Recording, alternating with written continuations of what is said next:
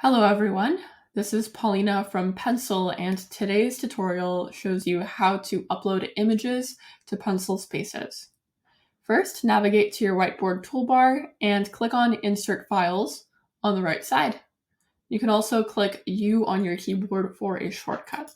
Then choose an image from your device. You can either drag and drop the image, or you can click on the button to browse files. Once you've uploaded an image, click the blue Upload button on the bottom right corner. Then the image will load on your whiteboard. You can either rotate it, resize it, change the layers. You can even copy the image. You can also draw on top of any image in Pencil Spaces and use any tools on the whiteboard, such as the highlighter, text tool, and anything else. You can also upload any PNG files or GIFs to your whiteboard.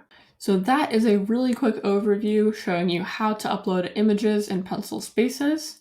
If you have any questions or concerns, feel free to comment them below. Thank you for watching.